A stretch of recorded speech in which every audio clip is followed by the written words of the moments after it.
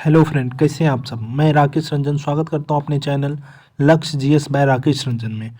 पिछले पिछले वीडियो में हमने पर्यावरण के कुछ महत्वपूर्ण क्वेश्चनों को देखे थे। इसी श्रृंखला में आगे कुछ महत्वपूर्ण क्वेश्चनों को देखते हैं। तो आगे क्वेश्चन है, भारत में मैंग्रोव वनस्पति का सबसे अधिक विस्तार कहाँ है। तो भारत में मैंग्रोव वनस्पति का सबसे अधिक विस्तार है सुंदरवन में। अगला क्वेश्चन, भूगोल को मानव पारिस्थितिकी के रूप में किसने परिभाषित किया था। तो हरलान बैरोज ने। कौन सा पारिस्थितिकी तंत्र पृथ्वी पर सर्वाधिक क्षेत्र में फैला है। तो सामुद्रिक पारिस्थितिकी तंत्र। सामुद्रिक पारिस्थितिकी तंत्र जो है पृथ्वी के सबसे अधिक भाग पर फैला है। पारिस्थितिकी तंत्र में क्या होता है। पारिस्थितिकी तंत्र में ऊर्जा का लाभ होता है और खनिजों की हानि होती है। बच्चों में ब्लू बेबी सिंड्रोम रोग किसके कारण होता है। ब्लू बेबी सिंड्रोम रोग किसके कारण होता है। तो नाइट्रेट की अधिकता के कारण। ब्लू बेबी सिंड्रोम रोग बच्चों का है जो नाइट्रेट की अधिकता के कारण बच्चों में ये बीमारी पाई जाती है। आगे, पौधे के जड़ों के द्वारा फास्फोरस किस रूप में ग्रहण किया जाता है। पौधे के जड़ों के द्वारा फास्फोरस जो है ऑर्थोफॉस्फेट के रूप में ग्रहण किया जाता है। वह पोषक चक्र जो पत्थरों के अपक्षय से प्रभावित होता है उसको फास्फोरस चक्र कहते हैं। वह पोषक चक्र जो पत्थरों के अपक्षय से प्रभावित होता है उसको फास्फोरस चक्र कहते हैं। वह पोषक चक्र जो सूर्य से सीधे प्रभावित होता है उसको कार्बन चक्र कहते हैं। जो सूर्य से सीधे प्रभावित होता है उसको कार्बन चक्र कहते हैं। पारिस्थितिकी तंत्र में अवयवों के चक्रण को क्या कहते हैं। पारिस्थितिकी तंत्र में अवयवों के चक्रण को जैव भू रासायनिक चक्र कहते हैं। जैव भू रासायनिक चक्र कहते हैं। छह मौलिक जैविक तत्व हैं, carbon, hydrogen, oxygen, nitrogen, sulphur और फास्फोरस। उपभोक्ता स्तर पर संग्रहित ऊर्जा को कहते हैं द्वितीय उत्पादक। उपभोक्ता स्तर पर संग्रहित ऊर्जा को कहते हैं द्वितीय उत्पादक। आगे, पारिस्थितिकी अनुक्रमण का सर्वप्रथम अध्ययन किसने किया था। पारिस्थितिकी अनुक्रमण का सर्वप्रथम अध्ययन किया था हुल्ट ने। नाइट्रोजन स्थिरीकरण करने वाले नॉस्टॉक और एनावीना एवं एनावीना जैसे नीलहरित शैवाल कहाँ पाए जाते हैं।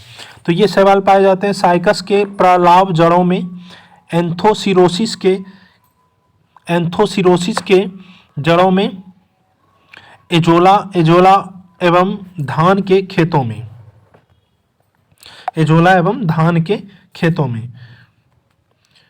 वह प्रजाति जिसका प्रभाव पारिस्थितिकी तंत्र या समुदाय पर क्रांतिकारी व प्रभावकारी होता है उसको कीस्टोन प्रजाति कहा जाता है। जैविक साम्यता किसके द्वारा स्थापित किया जाता है। उत्पादक, उपभोक्ता और अपघटक द्वारा। मृदा संगठन मृदा में क्या क्या पाए जाते हैं।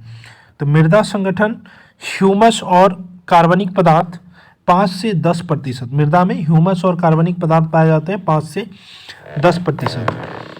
खनिज पदार्थ 40 से 45%। मृदा जल 25% और मृदा वायु 25%। अम्लीय मृदा का पीएच मान होता है 7 से कम और क्षारीय मृदा का पीएच मान होता है 7 से अधिक। उदासीन मृदा का पीएच मान होता है 7। वायुमंडल में गैसों का अनुपात, नाइट्रोजन 78.08%, ऑक्सीजन 20.94%, आर्गन 0.93% और कार्बन डाइऑक्साइड 0.03% पाए जाते हैं वायुमंडल में। अगला क्वेश्चन, प्रकाश रासायनिक स्मॉग में कौन सी गैस सम्मिलित है। प्रकाश रासायनिक स्मॉग में nitrogen oxide, ozone, peroxyacetyl nitrate. दमघोटू गैस कहलाती है। दमघोटू गैस कौन कहलाती है। Carbon monoxide. वह गैस जो हीमोग्लोबिन की ऑक्सीजन वहन क्षमता को कम कर देती है वो कहलाती है कार्बन मोनोऑक्साइड। कार्बन मोनोऑक्साइड जो है हीमोग्लोबिन में ऑक्सीजन वहन की क्षमता को कम कर देता है। सुपरसोनिक जेट विमानों से निकलने वाली कौन सी गैस ओजोन क्षरण में भूमिका निभाती है? तो यह है नाइट्रोजन ऑक्साइड। स्टोन लेप्रेसी क्या है? स्टोन लेप्रेसी अम्ल वर्षा के कारण प्राचीन भवन एवं मूर्तियों का गलना स्टोन लेप्रेसी कहलाता है। बेंजीन से कौन सा रोग होता है? तो बेंजीन से रक्त कैंसर होता है। शीशे से मानव शरीर का कौन सा भाग प्रभावित होता है? तो शीशे से मानव शरीर का मस्तिष्क प्रभावित होता है। आगे, किस स्रोत में सर्वाधिक मात्रा में मीथेन उत्सर्जन होता है?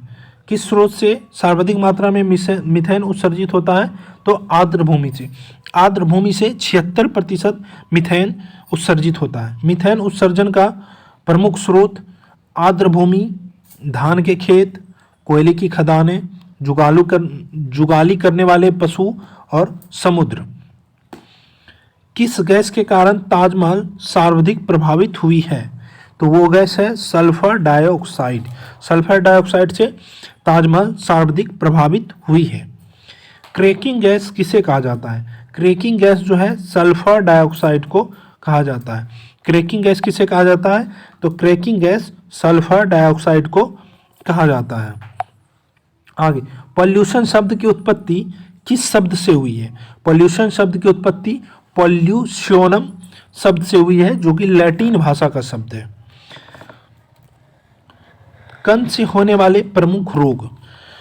कोयले के धूल से होने वाले रोग एंथ्रोकोसिस रोग। एंथ्रोकोसिस रोग किससे होता है? कोयले के धूल से।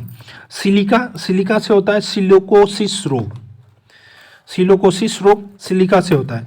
एस्बेस्टस से एस्बेस्टोसिस रोग होता है। गन्ने के धूल से बोगासोसिस रोग होता है। गन्ने के धूल से बोगासोसिस रोग होता है गन्ने के धूल से।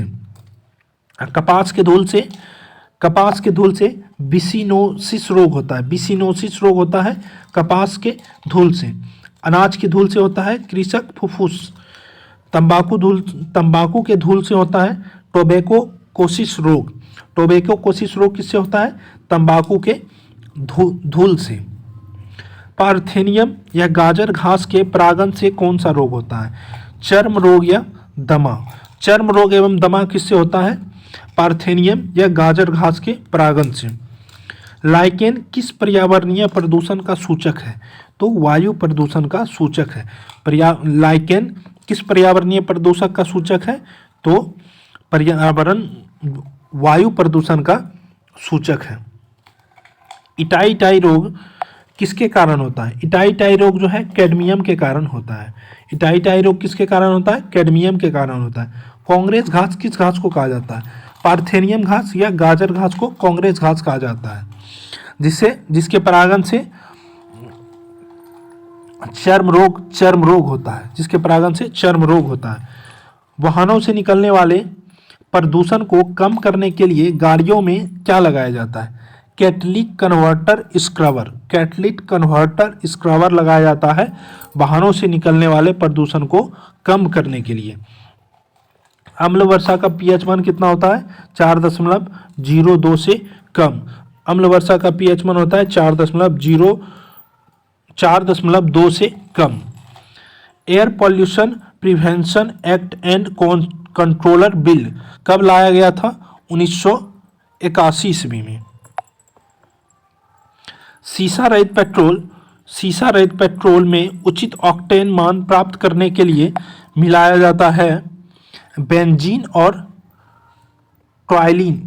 ट्राइलिन और जाइलिन।